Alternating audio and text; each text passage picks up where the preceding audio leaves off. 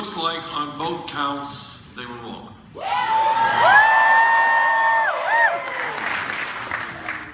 We went to Iowa, 40 or 50 points down in the polls, and we ended up getting a virtual tie. We're here in New Hampshire, where our opponent won. Let's not forget it. She won the Democratic primary back in 2008. Her husband campaigned successfully in a number of campaigns here. And here in New Hampshire, if we can bring out a decent vote on Tuesday, I am confident we're going to win.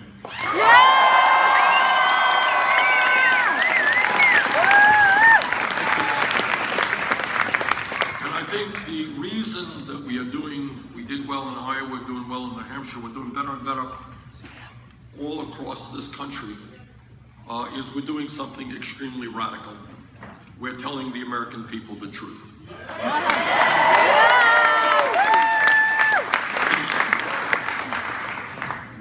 And the truth is that we live in a country with a corrupt campaign finance system, a rigged economy, and a broken criminal justice system.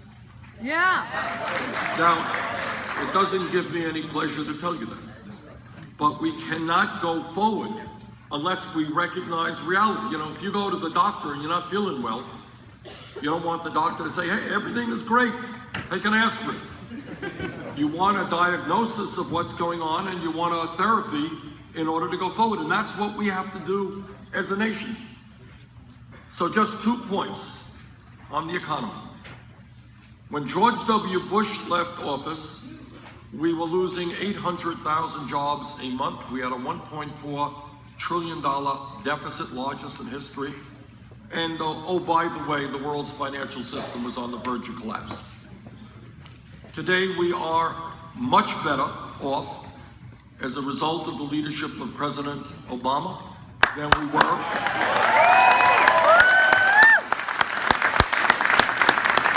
Than we were 7 years ago, and that's a fact. But here is another fact, and that is that for the last 30 years, the middle class of our country has been disappearing year after year after year. And for the young people in this room, I don't want to get you totally depressed on such a beautiful day, but unless we work hard to transform our economy, your generation, for the first time in the modern history of America, will have a lower standard of living than your parents. And we should not allow that to happen. So we need an economy that works for everybody, not just the people on top. But let me tie this together here. When I talk about a corrupt campaign finance system, that's not just an abstract idea separated from what happens in the real world and in the real economy. If we were to play a basketball game and one side had 10 players on the floor and the other side had 5 players, the team that had 10 players would win virtually every time. And that is what a rigged and corrupt campaign finance system is about. The good news is that everybody in this room has one vote. The bad news is that the Koch brothers and Wall Street, they also, those people have one vote, but they have hundreds and hundreds of millions of dollars to put into campaigns. You got one vote, they have hundreds of millions of dollars to buy elections. That is a corrupt campaign finance system, and that is why together we're going to overturn Citizens United.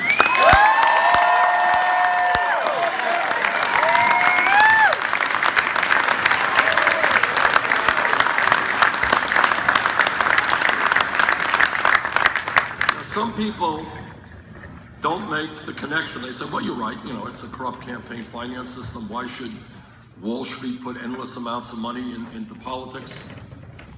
You all know who the Koch brothers are? Yeah. Woo! It's a good college you got here, okay.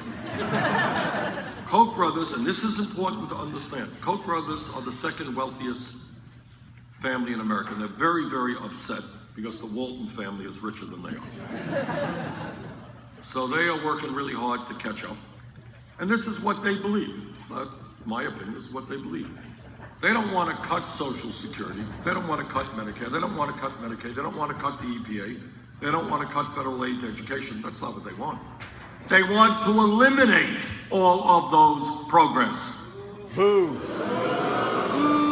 And they and a few of their billionaire friends will be spending hundreds, actually close to $1 billion on this campaign, okay? That is a corrupt campaign finance system, and that is rigging the game in the same way that if you had 10 basketball players on the court as opposed to 5. Now, what does it mean in the real world? What impact does it have? I'll give you a few examples. I am a member of the Senate Environmental Committee and the Senate Energy Committee, and I work very, very hard on climate change. We've introduced the most comprehensive climate change legislation ever introduced in the Senate.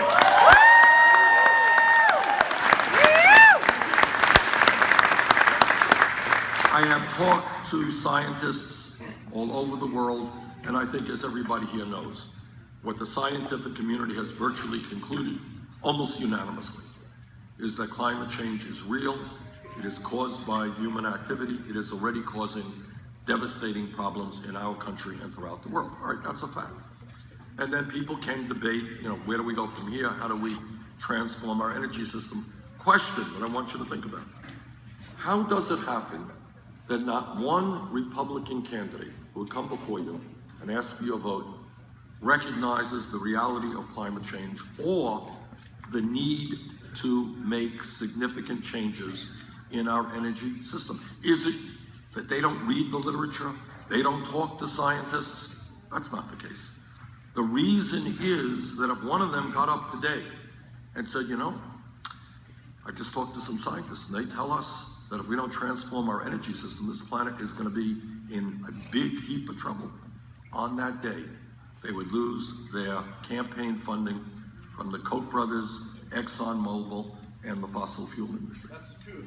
And that is right, and we've introduced legislation to do just that, by the way. All right. And my point is, here is an issue where the scientific community, in an almost unanimous way, says that if we do not get our act together and move boldly to transform our energy system away from fossil fuel into energy efficiency and sustainable energy, you know what's going to happen? This planet, by the end of this century, will be between 5 and 10 degrees Fahrenheit warmer. And you know what that means? That means more drought, more floods, more extreme weather disturbances, more acidification of the ocean, and what we're doing to the oceans already is tragic. It means more rising sea levels, flooding coastal communities, and it also means more international conflict as people throughout the world fight over limited natural resources. That is the reality, and we don't have one Republican candidate prepared to stand up and deal with that reality because of the power of money. We got you, Bernie. Well,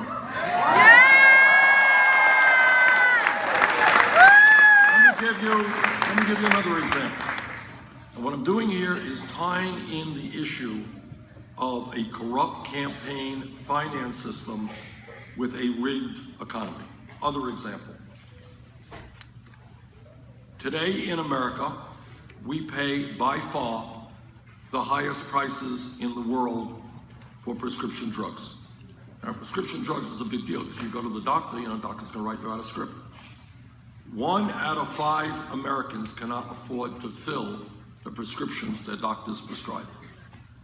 Many elderly people are cutting their pills in half because they don't have the money to buy the prescription drugs they need.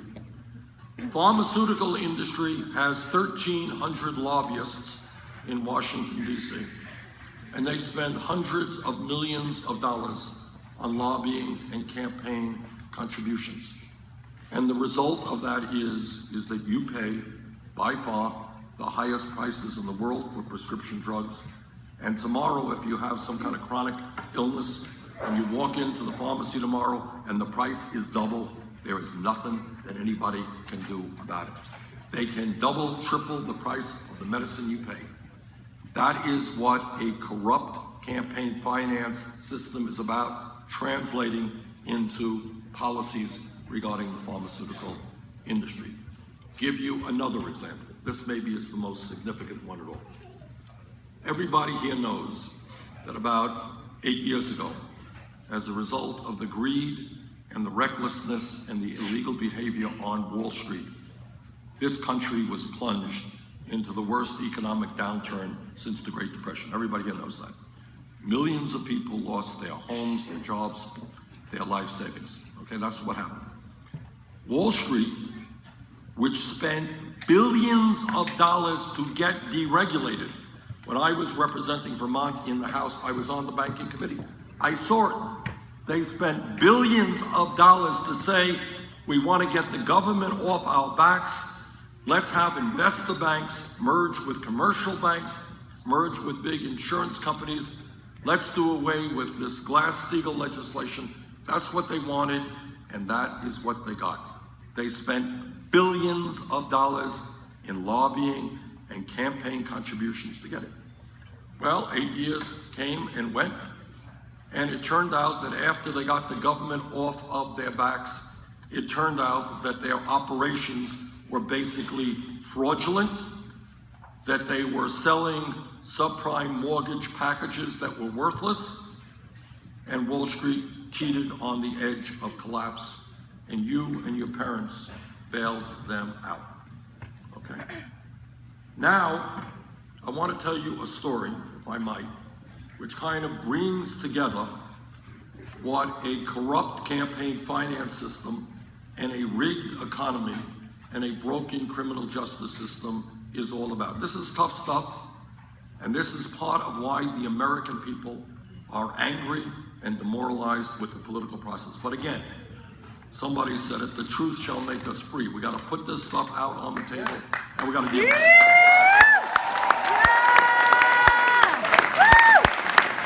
So here's the story, all right? Here's the story, and if you think I'm not telling you the truth, check it out. A couple of weeks ago, a financial institution called Goldman Sachs, one of the largest on Wall Street, reached a settlement with the United States government for $5 billion. Got it? $5 billion. That's a B. It's a lot of money.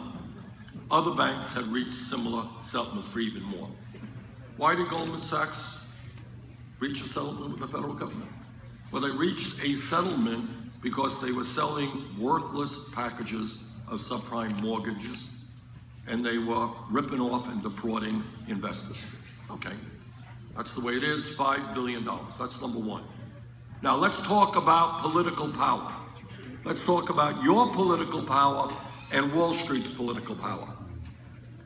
What Goldman Sachs has been able to do over the last 25 years, and they're not alone in this, is to send to Washington, D.C., two people who became secretaries of the Treasury.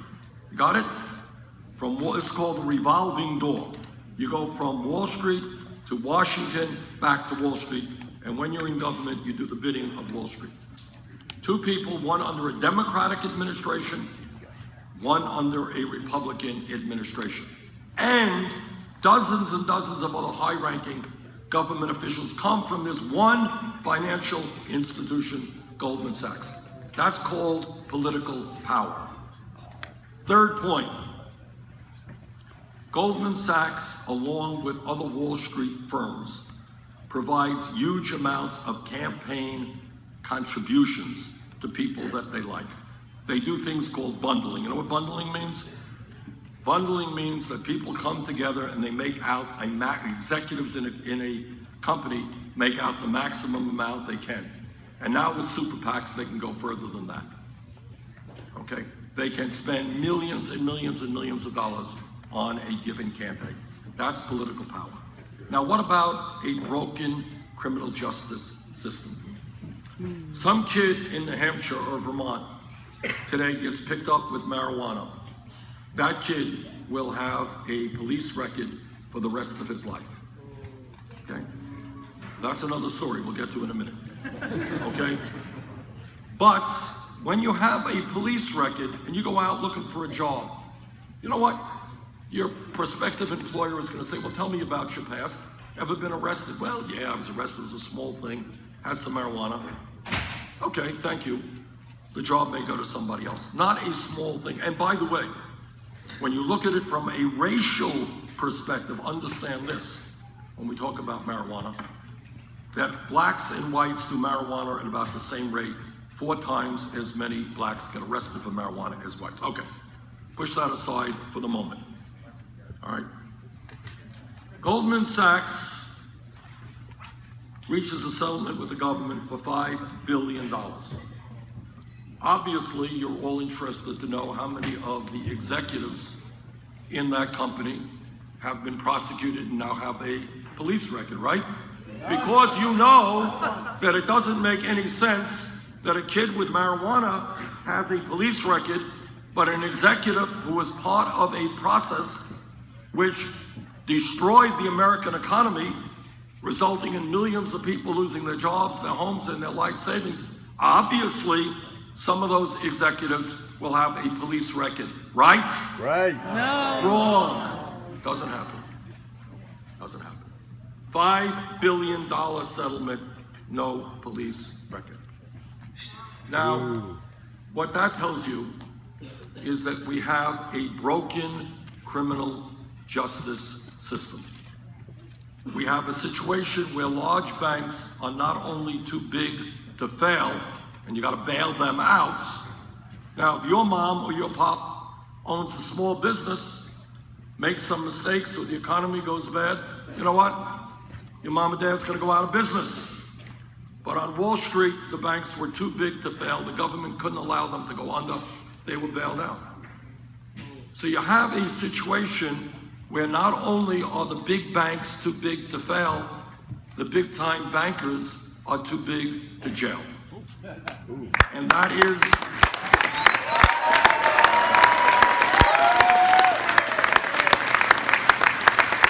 And I think that is one of the reasons why the American people get demoralized. Look, justice is justice.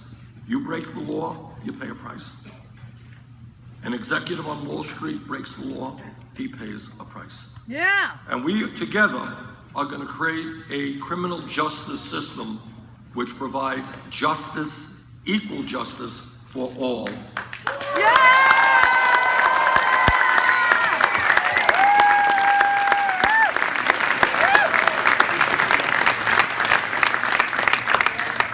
Now, let me also tell you something that no other candidate will tell you, because it is also a painful truth. It's one we don't want to hear. We can live in an illusory world, or we can deal with reality. Here's the reality. No president of the United States, not Bernie Sanders or anybody else, can alone deal with the major crises facing our country. And the reason for that, as I've just indicated, is that the powers of Wall Street, and you have to understand, Wall Street has an endless supply of money. Endless. Power of Wall Street, the power of corporate America, the power of the corporate media, the power of large campaign donors are so great that the only way we transform America is how? How do we do it? Together. Together. That's exactly right.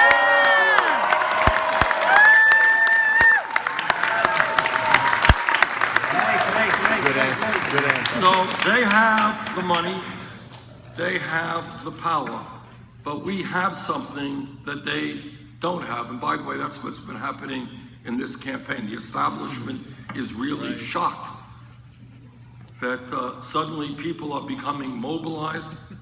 And here is the point, and what I call a political revolution. And that is that the only way we deal with the problems is when millions of people, including people who have given up on the political process, young people who have never been involved in the political process, when people come together and demand that we have a government that represents all of us and not just a handful of wealthy campaign contributors, when we do that, there is nothing that we cannot accomplish.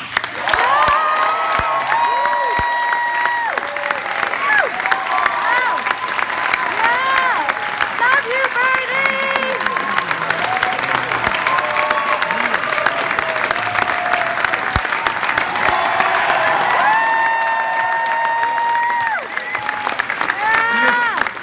Let me get back to the analogy I began with. We are not going to win when the other side has 10 basketball players on the court and we have 5. We're going to have a good shot to win when it's 5 versus 5. And that's what this fight is about. So, now, when we talk about why the economy is doing well, a lot of it, when we talk about why this campaign is doing well, a lot of it has to do with the fact that we are telling people about the reality that they are experiencing. Let me just go over some of the issues that we're talking about. Today in America, we have more income and wealth inequality than in any time since 1928. Okay? All of you know that we have seen an explosion of technology, that all of you and every worker in America is much more productive than he or she was years ago. And yet what we see today is the people on top doing phenomenally well while the middle class continues to decline. Now I want you to think about this and tell me what you think. In America today, the top 1/10 of 1%, you got it? Not 1%, 1/10 of 1% now owns almost as much wealth as the bottom 90%. Today, and what you have seen over the last 30 years is a massive redistribution of wealth from the middle class to the top 1/10 of 1%. Trillions of dollars.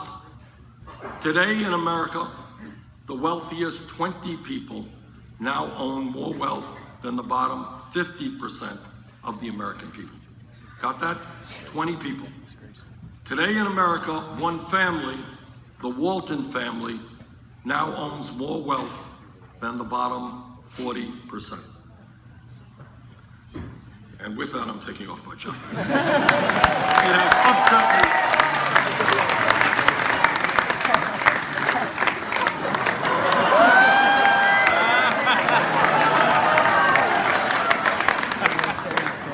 I feel like a rock and roll star.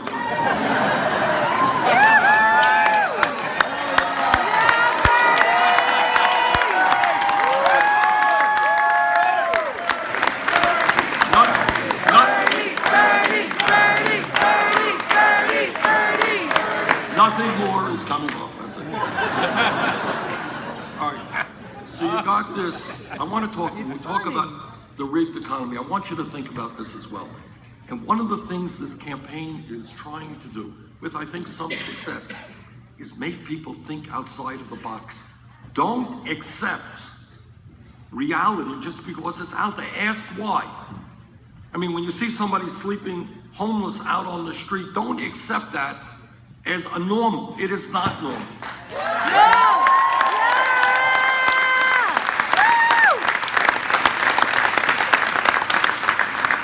Now, what a rigged economy is about is what happens with Walmart and the Walton family, okay? Walton family, the wealthiest family in America, they own Walmart. Why do you think we should be, the middle class, should be subsidizing the Walton family and making the Walton family the biggest recipient of welfare in the United States of America? Do you understand what I mean by this?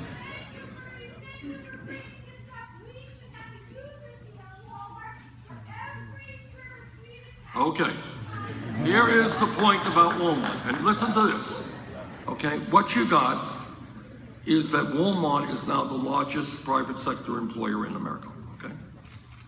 They pay their workers wages that are very low.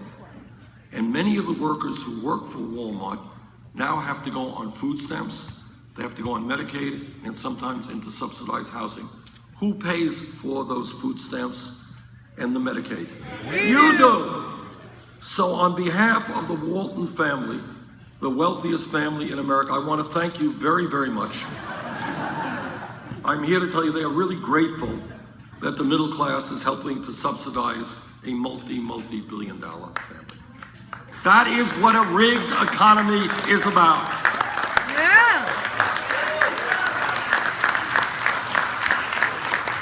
So I say to the Walton family, the wealthiest family in America, get off of welfare, pay your workers a living wage.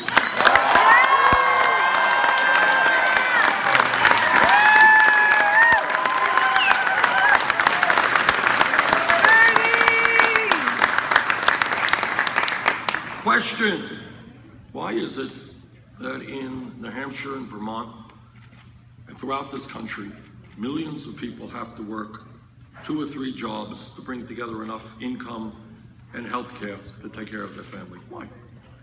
We have seen an explosion of technology, worker productivity is up. Why is that? What's the answer? Well, the answer is obviously that wages are too low, yes? Yes. All right. $7.25 federal minimum wage, in my view, is a starvation wage.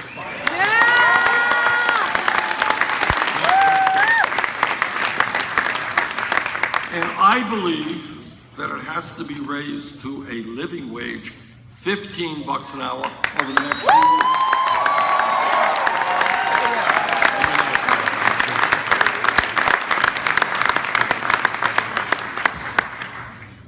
And when we talk about equitable wages, I hope that every man in this room will stand with the women in the fight for pay equity.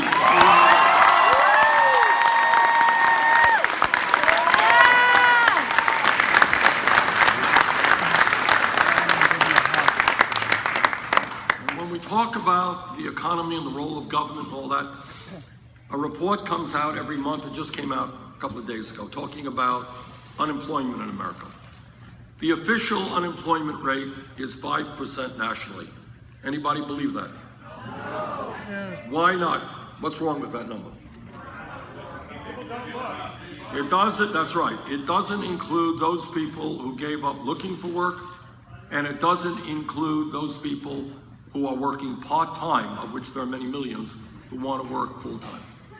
As bad, and real unemployment then becomes close to 10%. And then, on top of that, we have youth unemployment for kids who graduate high school. I asked some economists to study the issue, and this is what they said. If the kids are white, high school graduates, 17 to 20, real unemployment, 33%. Wow. Latino, 36%. African American, 51%. Wow. Now, if there's anybody in this room who thinks there is not a direct correlation between high youth unemployment and another tragedy in this country that I want you to think about, and that is that we have more people in jail than any other country on earth. How does it happen that in America, we have more people in jail than China, an authoritarian communist country 4 times our size? How does that happen? Why does it happen? Well, there are a lot of reasons for it. But certainly if we have millions of young people out there who don't have jobs, who are not in school, who are hanging out on street corners, bad things happen. So you guys ready for a radical idea? Yeah! We are going to invest in jobs and education, not jails, not incarceration.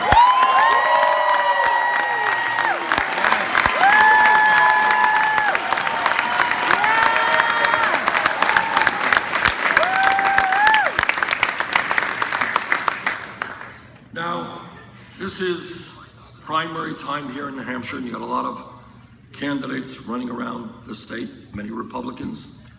And Republicans often talk about family values. Have you ever talked about family values? All right. I want everybody here to understand what they mean by family values. And sometimes I think people don't. This is exactly what they mean. What they are saying, and by the way, they'll talk about it less here in New Hampshire than they will other places. But what they are talking about when they talk about family values is that no woman in this room, in this state, or in this country should have the right to control her own body. I disagree.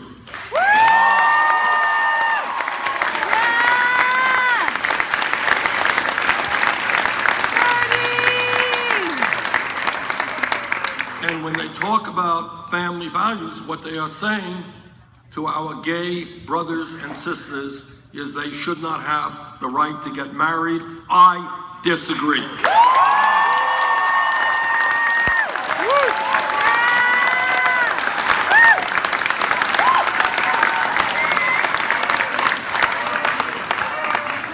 When I talk about family values, I'll tell you what I talk about. I talk about ending the international disgrace of the United States being the only major country on earth that doesn't guarantee paid family and medical leave.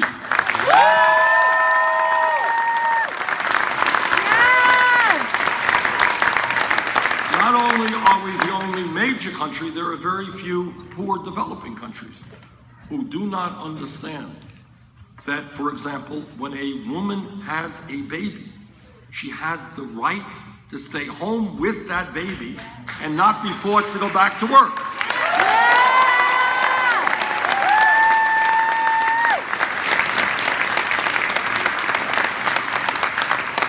There is legislation in the House and the Senate that calls for 3 months of paid family and medical leave. If I'm elected president, we will pass that legislation.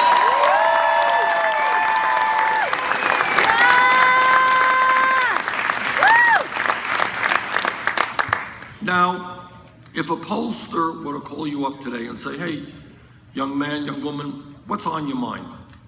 We're Americans, what's on your mind? Bernie Sanders. Well, hopefully you got one or two other things on your mind, too. Thank you. What you will probably say is, I'm worried about the economy and I'm worried about jobs, I'm worried about a lot of things, but, I'm worried about, whether I will get a decent job. And the reason people say that is not just that real unemployment is close to 10%. It is that if you are 55 years of age and you go to work on Monday, what are you worried about?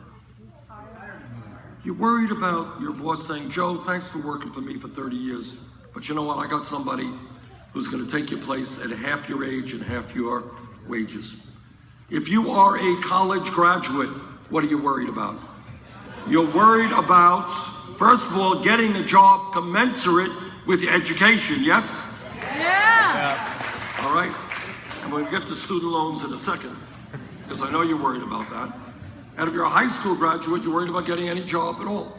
That is why I believe we need a massive federal jobs program to put our people back to work. Yes.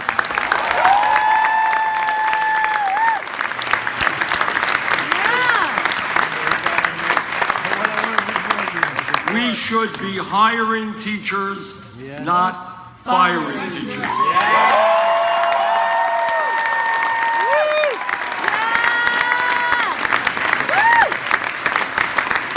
When you look at our infrastructure, roads, bridges, water systems, anyone paying attention to Flint, Michigan? All right, that is a total disaster, but it is not unique. You got problematic water systems all over this country, wastewater plants, a rail system that is way behind other countries. We can create 13 million jobs by rebuilding our crumbling infrastructure. Let's do it.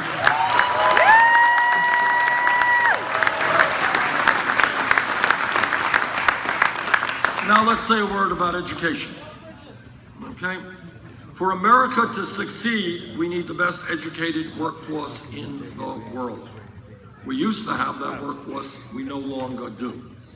What we do have is millions of Americans, some young, some not so young, who are really being crushed under outrageous levels of student debt. Anybody here with student debt? Yes. All right, what you got? What's the, how much? Who said 140,000? 140,000? Did you go to graduate school? Just for college. All right. I'm afraid you may win. Anybody higher than that? Okay. Here's the point. And how much? 300,000. Whoa. Yeah. Is that graduate school? Yeah. $300,000. All right. Let's take a deep breath. And one more time, let's deal with a mind view that goes beyond the status quo. There's a young woman over there, $300,000 in debt. What were you majoring in? Law? Okay. Might get it back. Well, maybe not. But here is the point. Why should people go into severe financial pain for the crime of trying to get an education? All right. So in other words, don't accept that reality. Basically, it is crazy. If we are serious about wanting to have a strong economy, what we want is everybody in this country who has the ability and the desire to get as much education as he or she desires, right?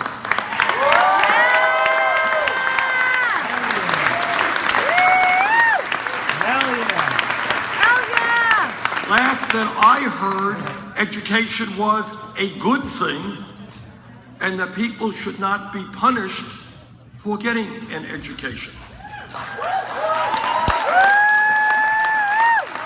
So we're going to do three things. Number one, we are going to give people who have high student debts, or student debt in general, the ability to refinance their debt at the lowest possible interest rates they can find.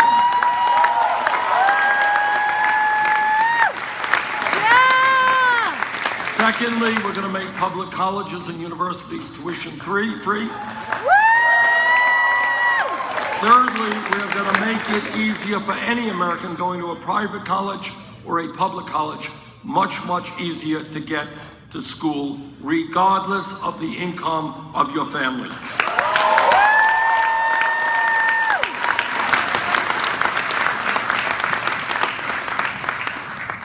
When we think big, and that's what this campaign is about, it is asking why people should be $180,000 in debt.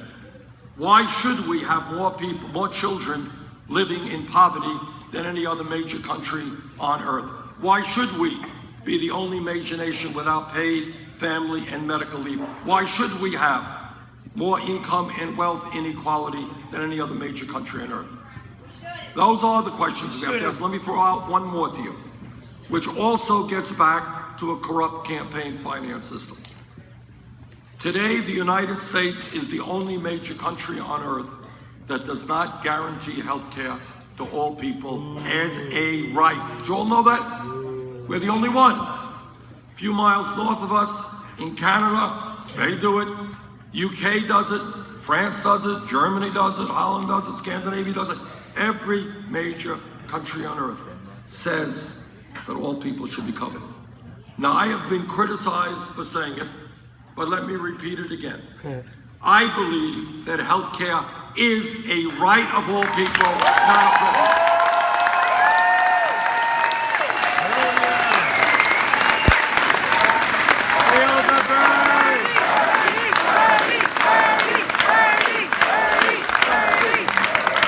And here's the story.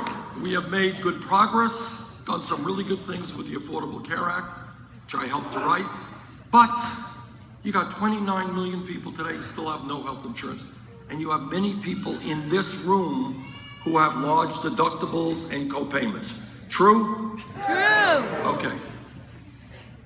Furthermore, we end up spending substantially more per capita on health care than do the people of any other country.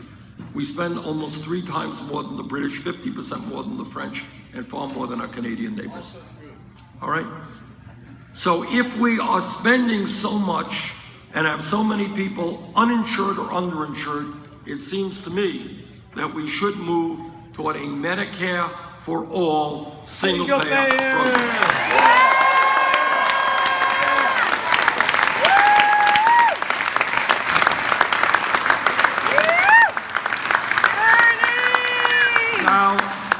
The insurance companies and their lobbyists and their campaign contributors don't want to see that.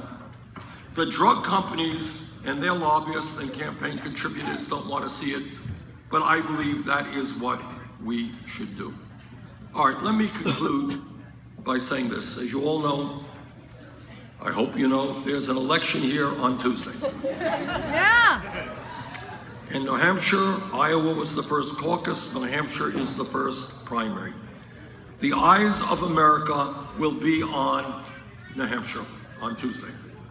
If we can win this election, if a lot of people come out to vote and there is a high turnout, I believe we will win this election. So I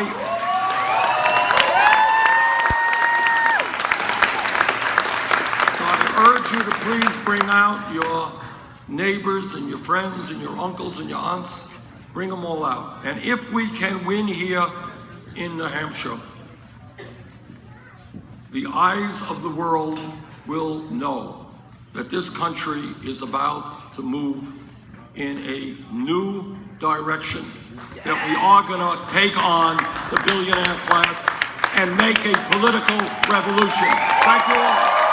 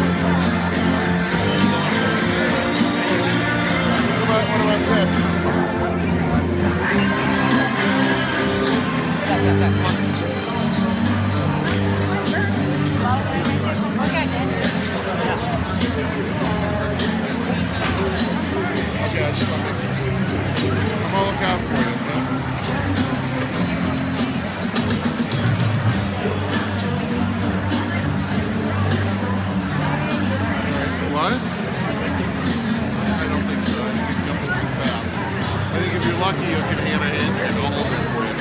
You get a handshake.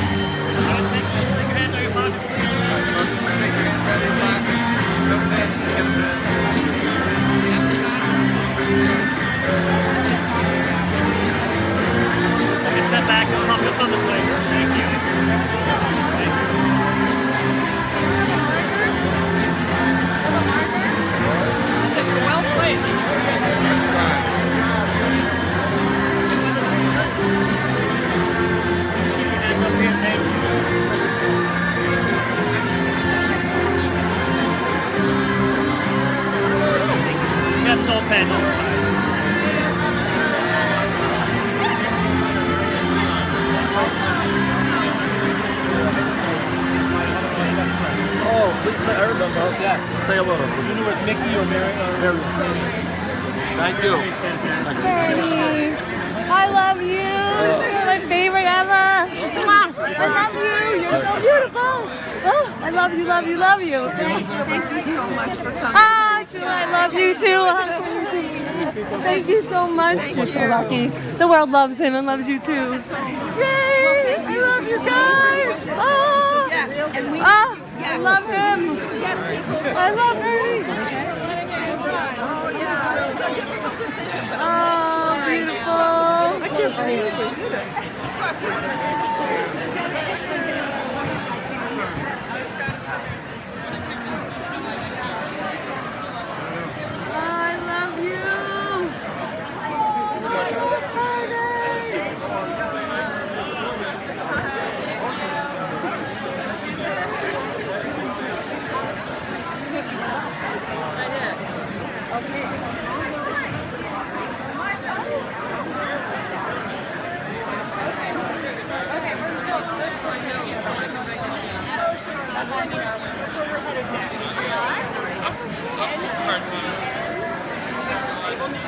That's like if you're driving up 202. Like you